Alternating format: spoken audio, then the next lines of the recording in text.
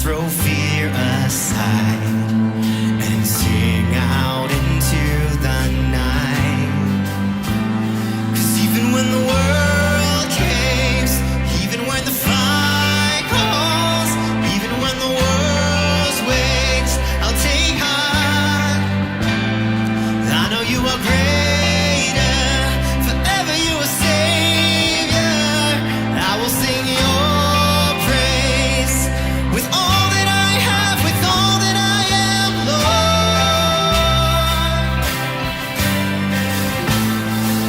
I stand down the waves, 'cause you own the tide. I still my soul and know you wait for me on waters wild, where faith walks above the storm. Sing this out. 'Cause even when the world caves, even when the fight calls, even when the war's waves, I'll take heart. I know you are greater, forever you are Savior. I will sing your praise with all that I have, with all that I am, Lord. With all that I have, with all that I am, Lord.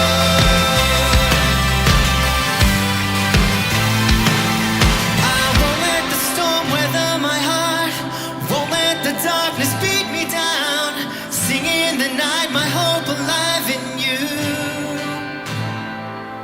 I'll walk through the fire and not be burned, pray in the fight and watch it turn. Jesus, tonight I give it all to you. Yes, I won't let the storm weather my heart, won't let the darkness beat me down. Sing in the night, my hope alive in you. I'll walk through the fire and not be burned, pray in the fight and watch it turn. Jesus, tonight I give it all to you. 'Cause even when the world caves, even when the fight calls, even when the war's waves, I'll take heart. I know you are greater, forever you are Savior. I will sing your praise with all that I have, with all that I am, Lord. With all that I have, with all that I am, Lord.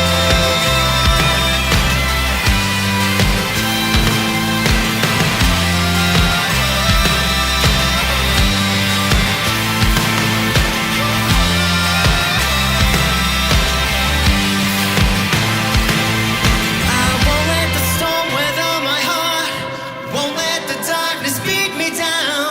Sing in the night, my hope alive in you. I'll walk through the fire and not be burned, pray in the fight and watch it turn. Jesus, tonight I give it all to you. I won't let the storm weather my heart, won't let the darkness beat me down. Sing in the night, my hope alive in you. Yes, I'll walk through the fire and not be burned, pray in the fight and watch it turn. Jesus, tonight I give it all to you.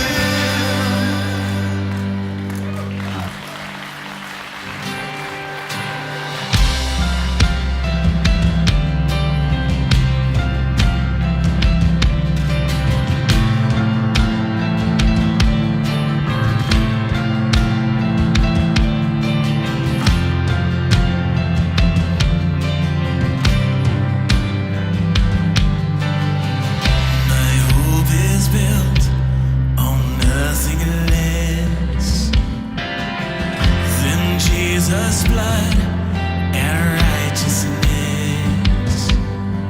And I dare not trust the sweetest frame, but wholly trust in Jesus' name. Christ alone, cornerstone, the weak made strong.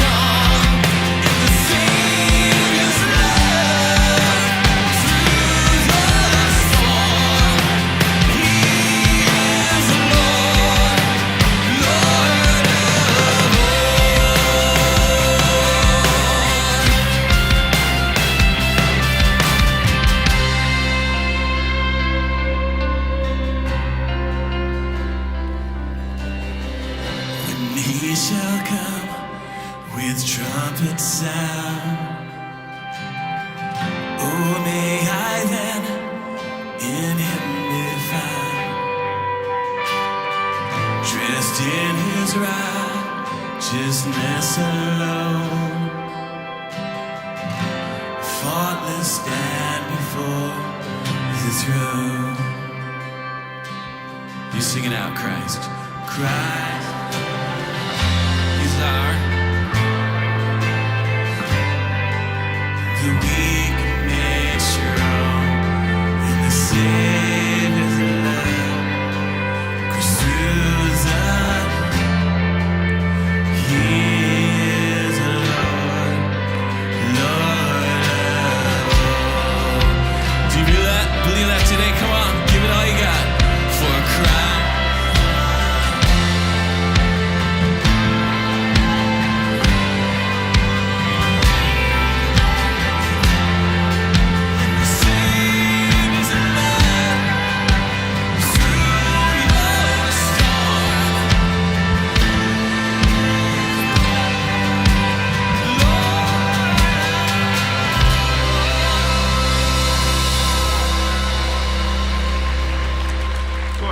Seat. I want to welcome you to Crossroads. Good seeing everybody here in the auditorium and in the atrium and watching online. Welcome to Crossroads. Glad you're here. You glad to be here this morning? Very good, very good. You know, this whole month we're approaching, if you're new or even if you're not new, we're approaching the 1-year anniversary of our Daring Faith goals, our 5 Daring Faith initiatives. And all during this month, every week, we're going to talk about something about daring faith in our service and where we are on those 5 goals. You can read about them in brochures, Daring Faith brochures out in the atrium.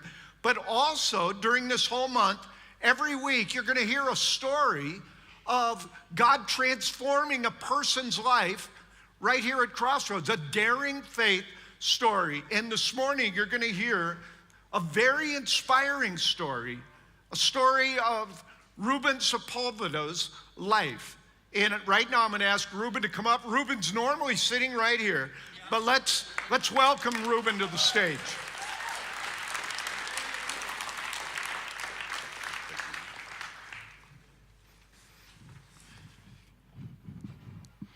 Good morning. Thank you, Pastor John.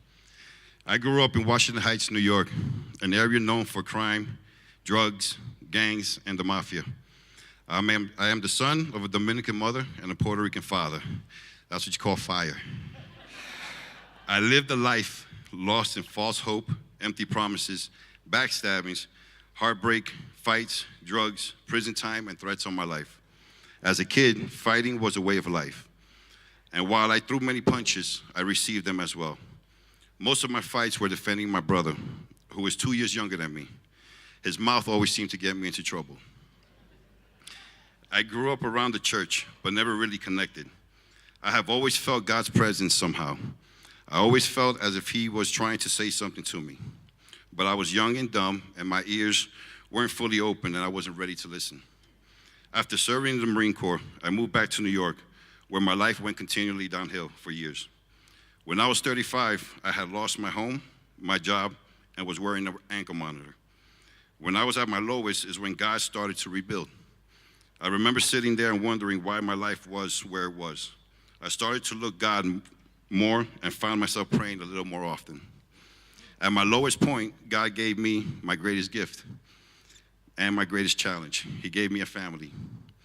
I met Jennifer, who had 2 kids. We eventually married and now have a beautiful little girl together. In order to get out of a fairly toxic environment, we moved here to Colorado. As a part of our desire to make a fresh start in our life together, I knew that I needed a fresh start with God. So when we got here, we thought about going to church. Now, you have to know that neither Jen nor I ever really trusted nor believed in church. God, yes, but church, no. But we just had the sense that our life with God would really blossom and grow much better if we found a group of people who can help us, who would accept us, where we could make friends, and where we could be involved and give us back. 2 weeks after we got to Colorado, we came to Crossroads at an invitation of Jen's aunt and uncle. We've met people here that we want to be around, good people. We are coming up on almost 2 years coming to Crossroads, and we love every minute.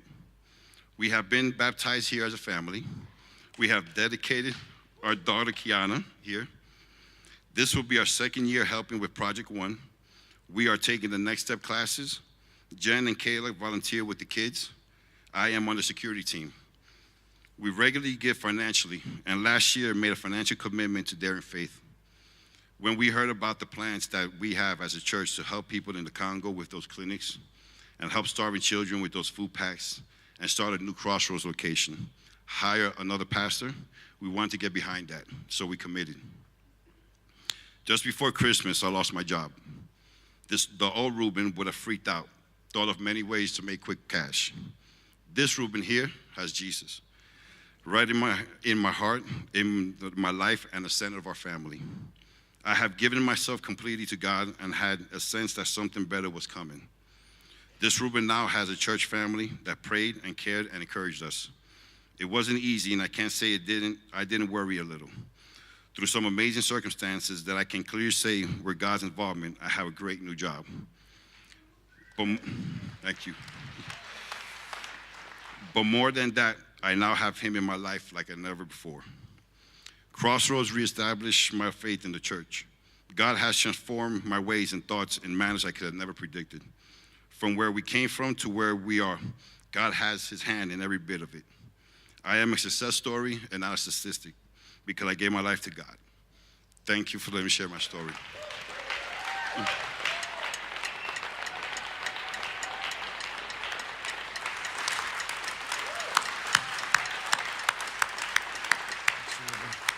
Thank you. You know, stay standing. How many of us would say, have said that in our own life? You know, God, yes. Even following Jesus, yes. Church, no.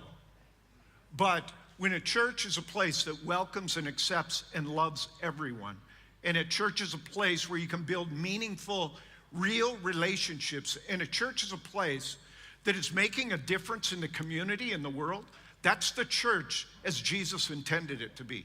And that's the church kind of place that God blesses. And how many of us could also say, like Reuben, we look at our life, we go, where we once were to where we are now, that's only God could have done that. Anybody else say that?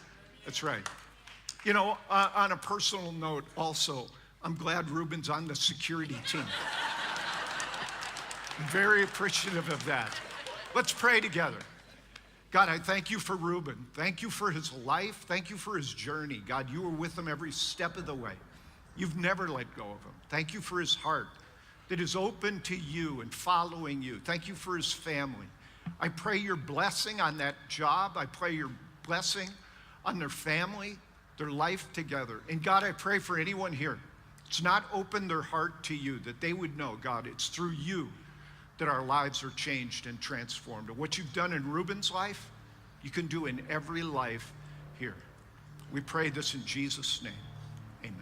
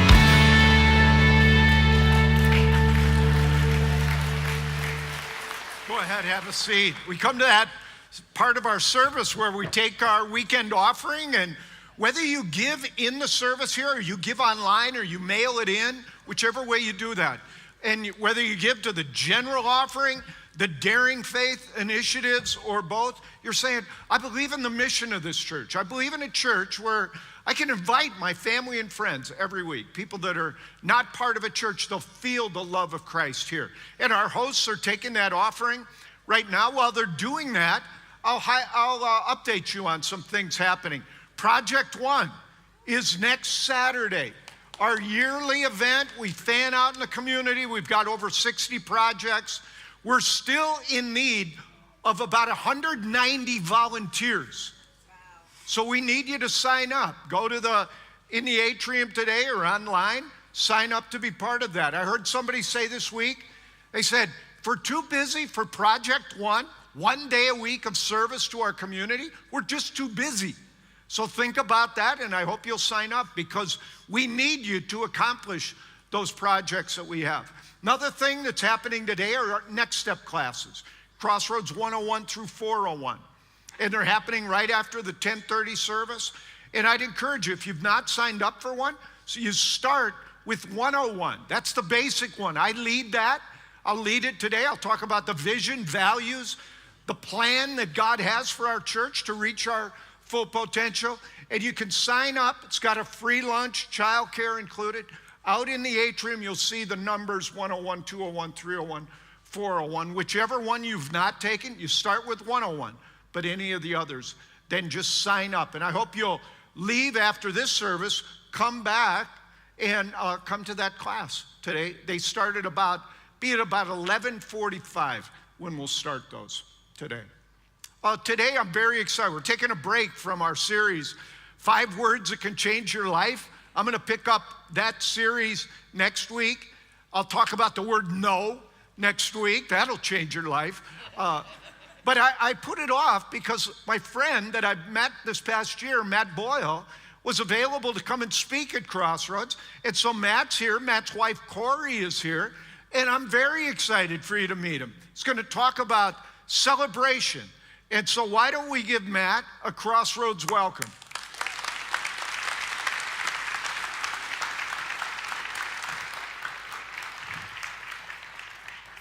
Thank you so much. Good morning. Yes, it's so good to be here. Thank you for having us. My wife Corey and I live in Houston, Texas. And if you don't know where Houston, Texas is, it is just south of snow. So that's where we are at. But it is a joy to be with you this weekend. Thank you for having us. And before we get into the teaching, I just want to introduce you quickly to my family because I like to celebrate them and brag about them whenever I can. And so here is my family. My bride, Corey, and I will celebrate 10 years of marriage in June, and she is the most fabulous person I've ever met in my life. Thank you. This picture was taken last year, but I just love it so much I wanted to show it.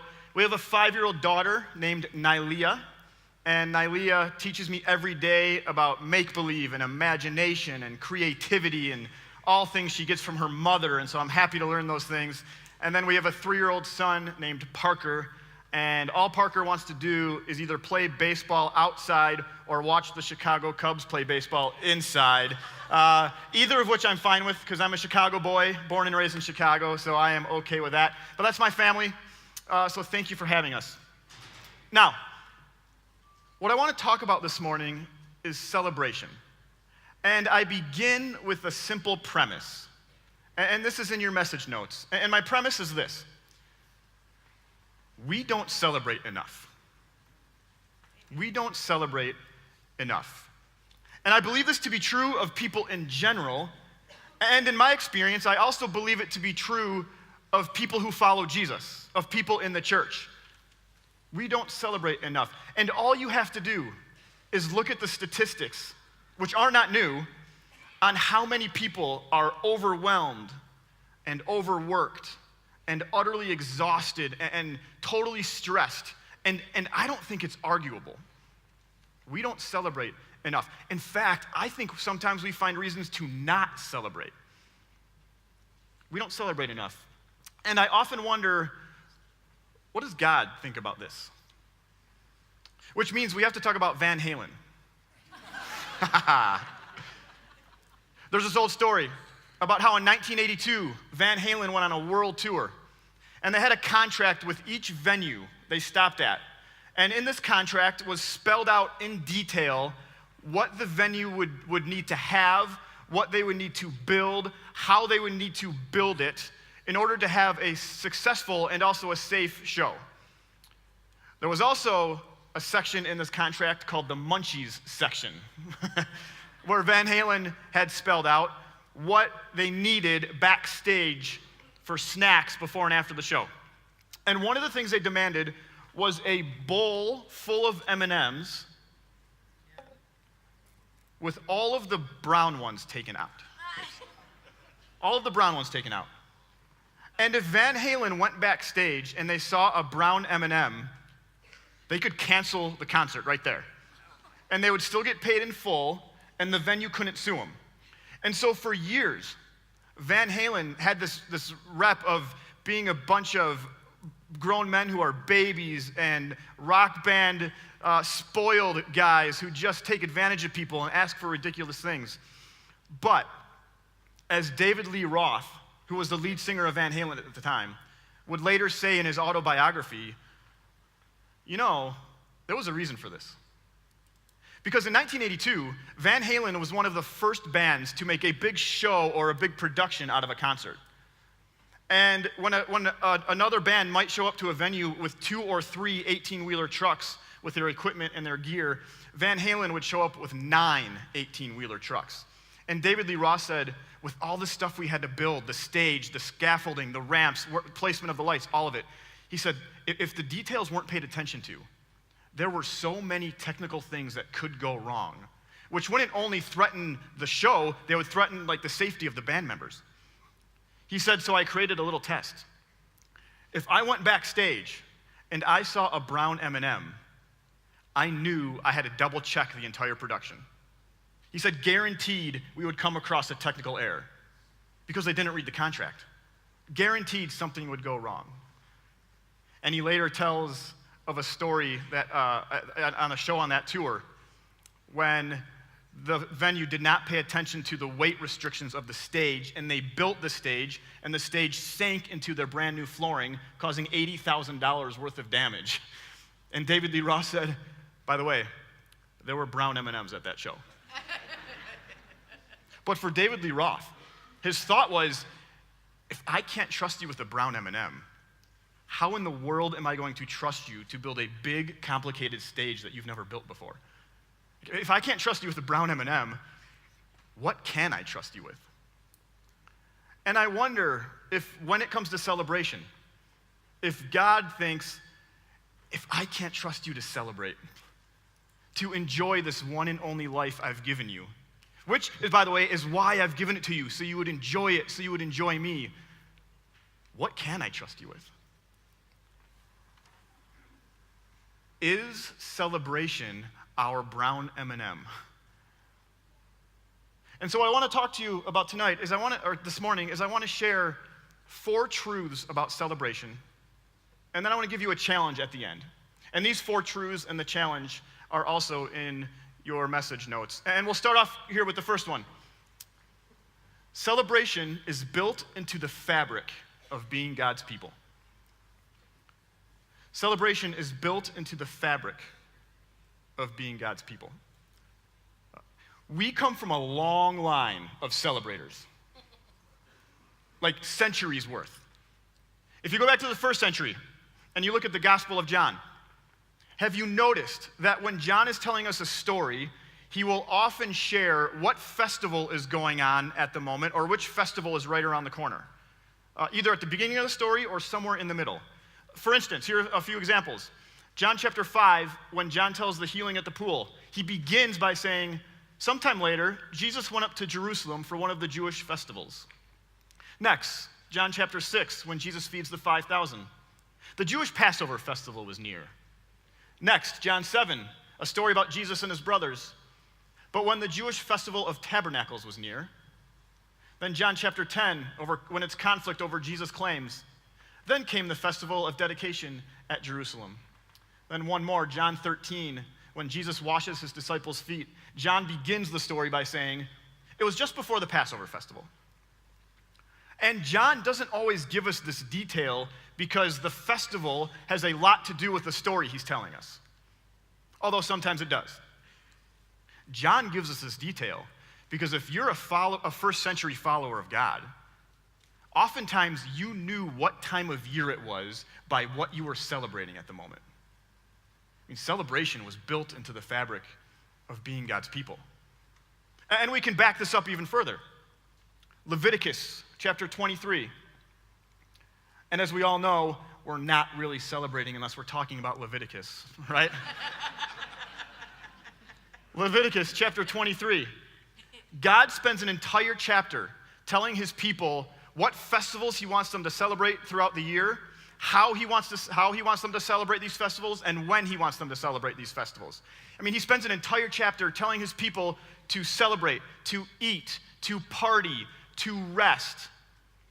And what's interesting is, he doesn't even start with the festivals. Before he gets into any of that, he starts with a Sabbath. He says, yeah, we'll get to the festivals, but can we start by just taking a day off, please? Can we get that covered first? Then he gives the details of these 7 festivals. And at one point, God says, by the way, if you don't celebrate this festival, you will be cut off from your people. If you don't party and shake it a little, you're dead, is what God says to his people. Yeah, it was built into the fabric of being God's people. We don't celebrate enough. And then you get to the end of Leviticus 23, and God kind of reviews all of this, and he says this: these are the Lord's appointed festivals, which you are to proclaim as sacred assemblies for bringing food offerings to the Lord, the burnt offerings and grain offerings, sacrifices and drink offerings required for each day. These offerings are in addition to those for the Lord's Sabbaths, and in addition to your gifts and whatever you have vowed, and all the free will offerings you give to the Lord. Do you notice what word gets repeated over and over and over here? Offerings. See, for the follower of God, to celebrate was not seen as being lazy or unproductive or a waste of time. It was an offering. I mean, there were times when celebrating was the most God-honoring thing you could do. Which leads us to our second truth here about celebration. The foundation of celebration isn't feeling, it's offering. The foundation of celebration isn't feeling, it's offering. This is the main theme of Leviticus 23. 26 times in the chapter, the word offering gets used. A chapter, may I remind you, which is about how to celebrate. I mean, to offer celebration was an act of gratitude. It was an act of worship. It was an act of thanksgiving to who God is and for what God has done for you.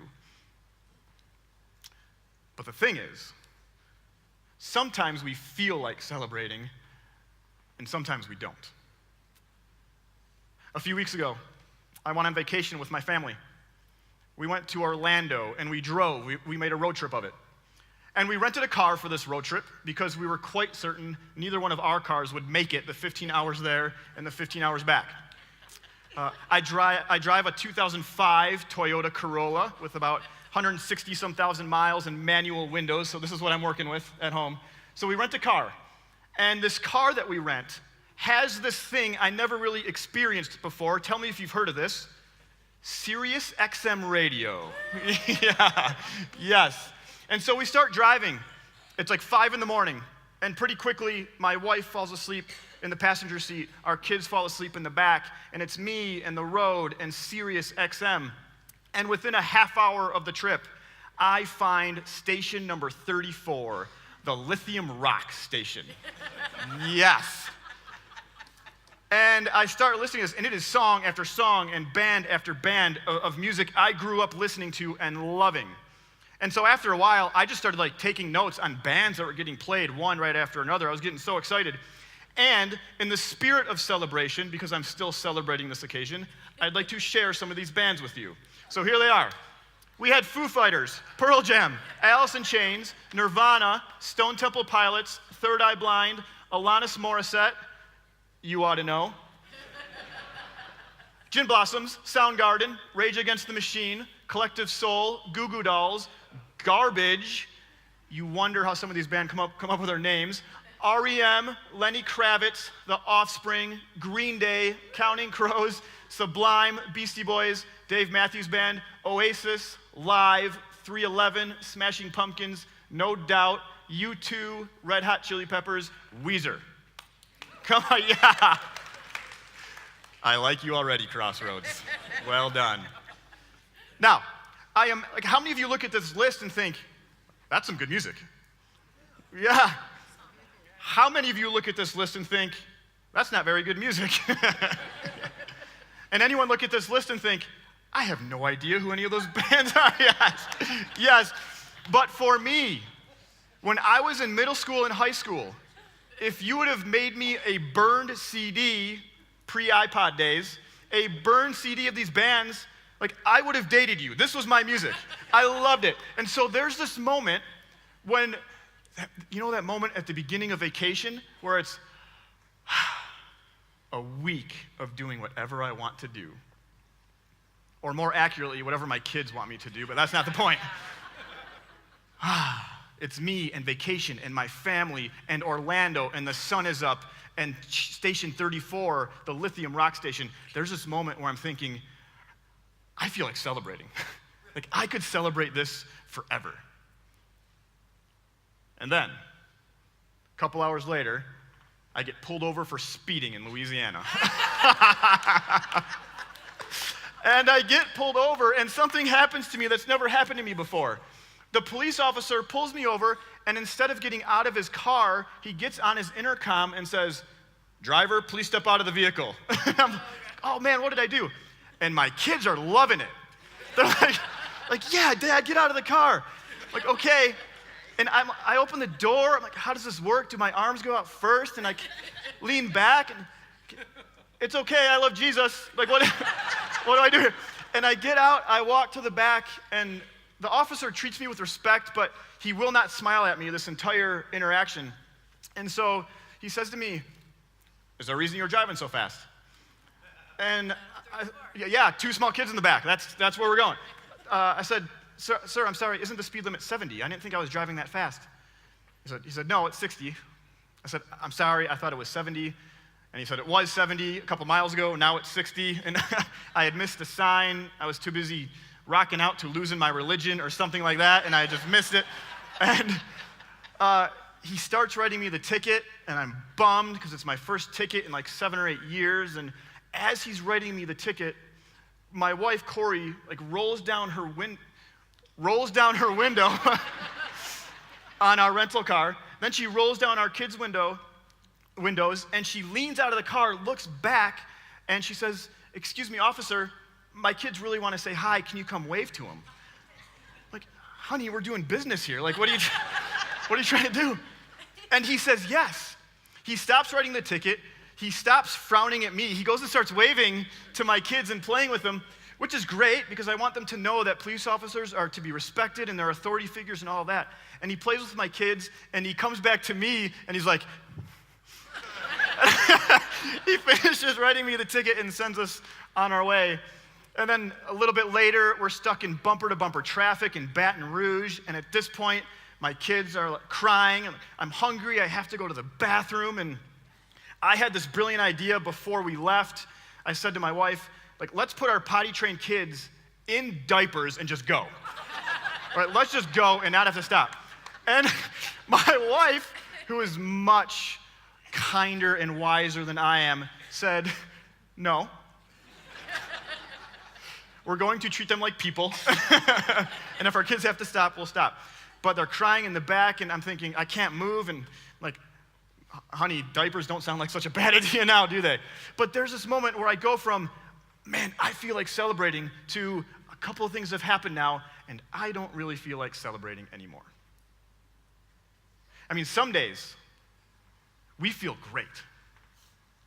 Some days, we know exactly why we're on this earth. Some days we get a raise at work. Some days our relationships with our spouse or our friends are thriving, and it's like, man, I want to celebrate.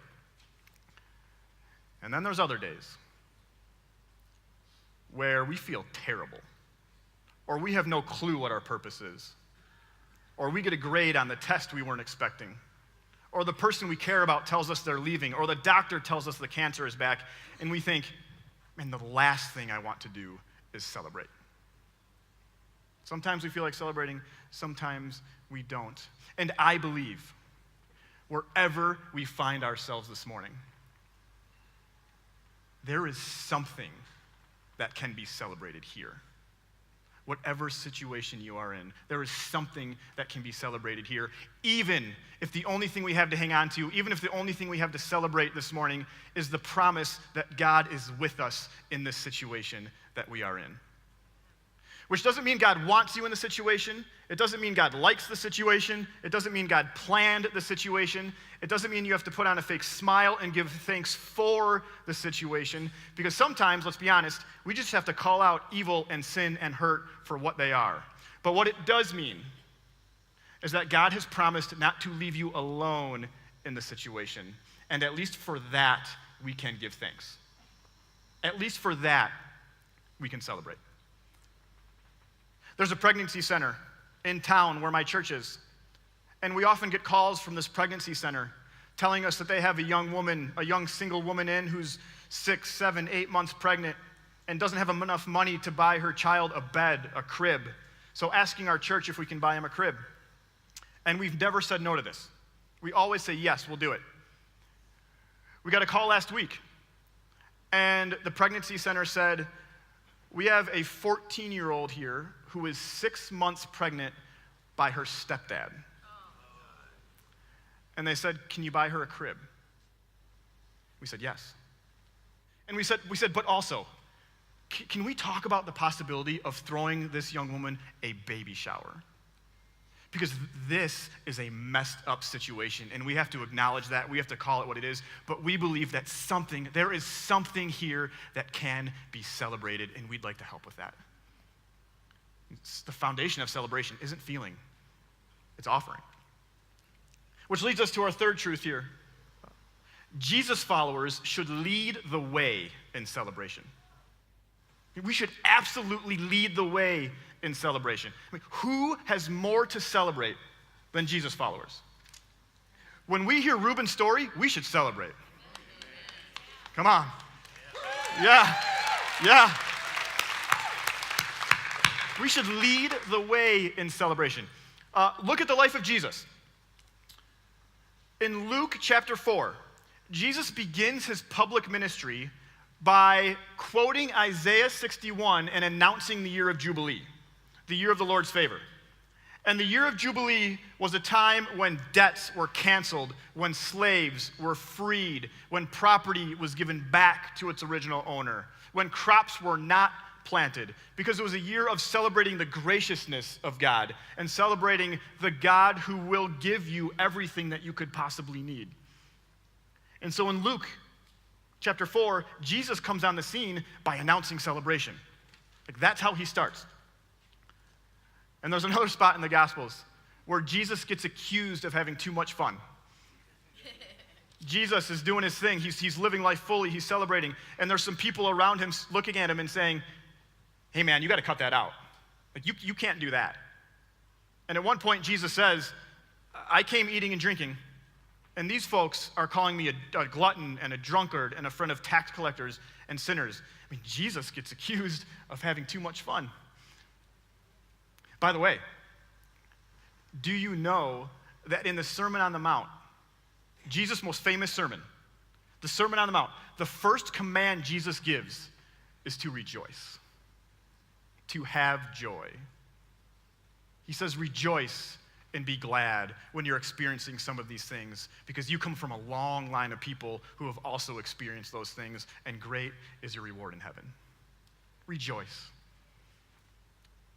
Richard Foster is an author and a theologian, and in 1978, he wrote a book called The Celebration of Discipline. And in this book, he essentially says, like, we've become so dull that we have snuffed out every opportunity and experience of spontaneous joy. He says we should lead the way in celebration. And so many of us live such sour lives that it would be impossible for people to accuse us of having too much fun. When's the last time someone accused you of having too much fun? Not because you were doing anything unhealthy. Because the last thing we want to do is celebrate in a way that God would not have us celebrate. But because you were living life to its fullest. Richard Foster also has this great line. He says, "We cannot continue long in anything without joy and celebration." I love that line. And that's true of our jobs. That's true of our hobbies. That's true of our relationships with one another. That's true of our relationship with Jesus. We cannot continue long in anything without joy and celebration. I mean, Richard Foster essentially says, it's the thing that we need is celebration, to remain alive and to remain in God and to do everything else well. You see, there's this counterintuitive nature to a life with Jesus. I was in a room full of pastors about a week and a half ago. And at one point during the conversation, one of the pastors asked the rest of the room, he said, "How do you all manage your time? I mean, how do you manage to get everything done by the end of the day or the end of the week? Because I just can't." And one of the first questions posed back to him was, "Well, when's your day off?" And he was honest and he said, "I normally don't take one." He says, "I try, I just can't because I have so much to do." And this guy, he's a good guy. He's doing his best. He has a family. He has a part-time job outside of being a pastor of a church. He says, "I don't have a day off." See, we often think, I have so much to do, I'm busy, I have to get it all done, so I have to work more. But the counterintuitive nature of a life with Jesus says, okay, you're busy. You have a lot to do, you have to get these things done, but oftentimes that means you have to work less. Because it is in your DNA as a child of God to get more done in 6 days than you can in 7 days. It is in your DNA as a child of God to experience more of life by slowing down and celebrating once in a while. I mean, we should be leading the way in celebration, and it shouldn't even really be close. Which brings us to our fourth truth here. Celebration means sometimes we do things simply to experience joy. Celebration means sometimes we do things simply to experience joy. San Jose State University has been holding their spring football practices, like other colleges across the country. And spring football practices can get kind of monotonous and boring and repetitive because you're doing a bunch of the same things every day, and the first game isn't until like September, like months and months away. And so oftentimes coaches will do things to try to liven things up and try to bring excitement and joy to their players. And what San Jose State University has that no other college in the country has is a running backs coach named Alonzo Carter. Alonzo Carter is a football coach, but in the 80s and in the early 90s, get this, Alonzo Carter was the lead dancer and head choreographer for MC Hammer. And so 3 Saturdays ago, at spring practice, the head coach at one point on the sound system started playing Can't Touch This. And Alonzo Carter has been in several MC Hammer videos, including Can't Touch This, and he remembers all the dance moves. And so the coach starts playing the song, and he tells Alonzo, hey, do your thing here, just go for it. And I want you to watch Alonzo Carter, but I also want you to watch the reaction of the players because it is a treat and it's fantastic. And here it is. Can't touch this. Can't touch this. Can't touch this.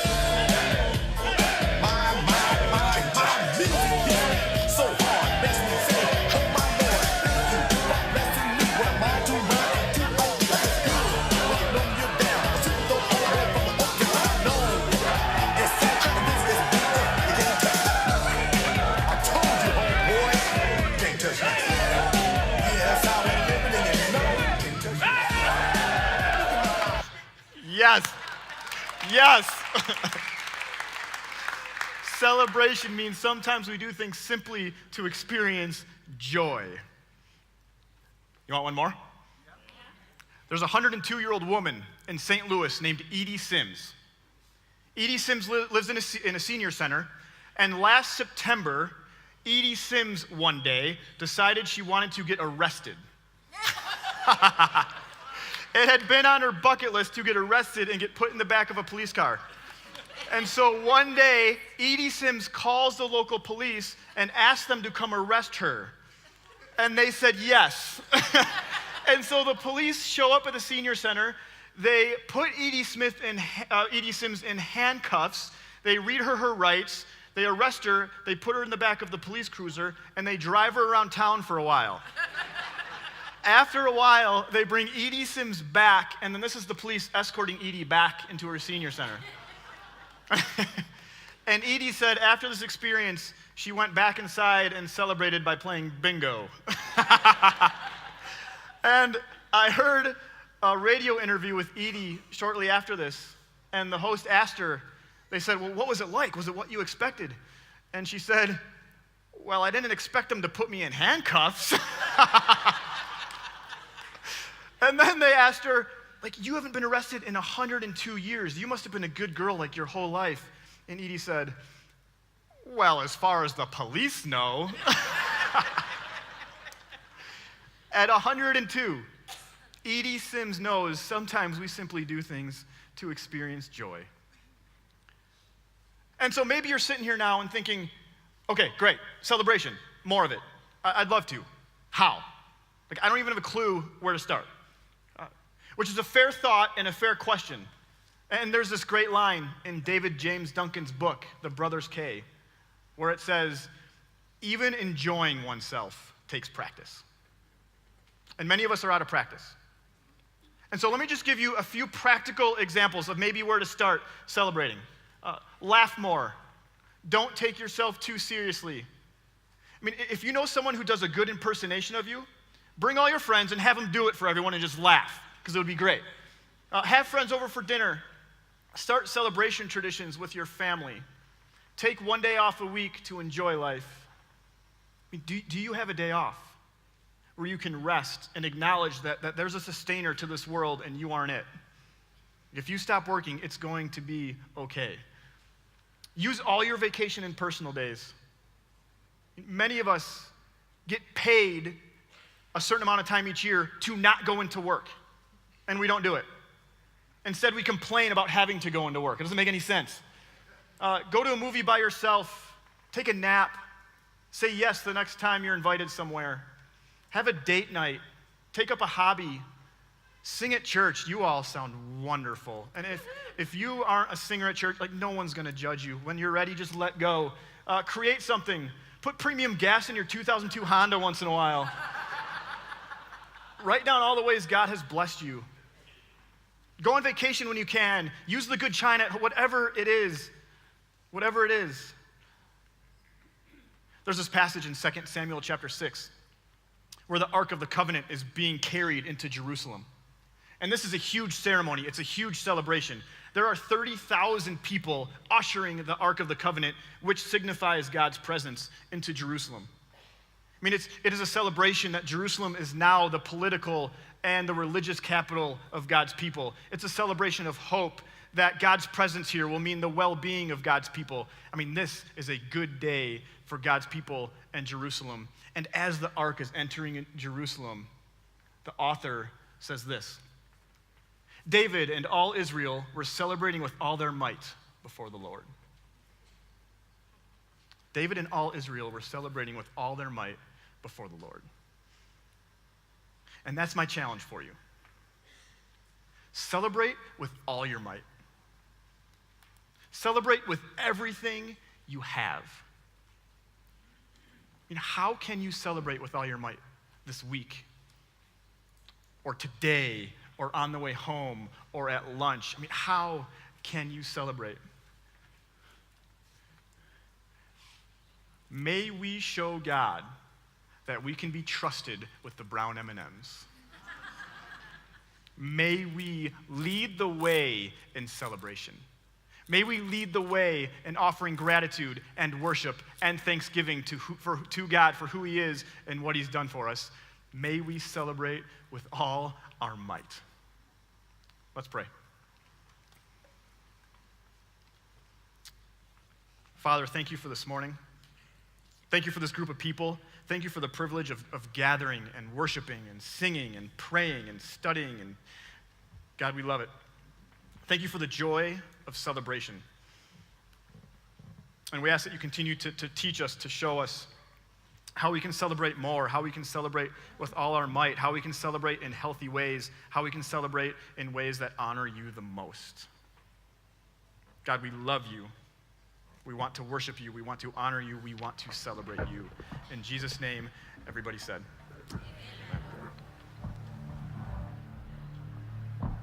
Well, let's stand and celebrate together.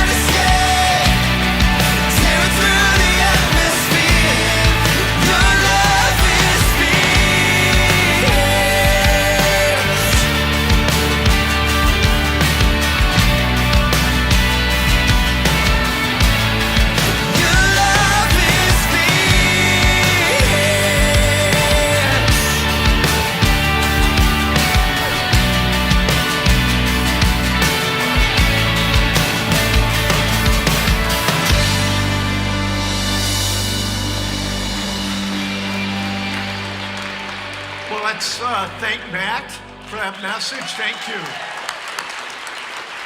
Let's thank Ruben for sharing his story with us today. Thank you, Ruben. And also, if you're new If you check new or I'm first time here, take this out to Information Central. They have a gift for you. Next Step class, come back for that at 11:45. We'll pick up the series next weekend. Thanks for being here, everybody. God bless you. We'll see you.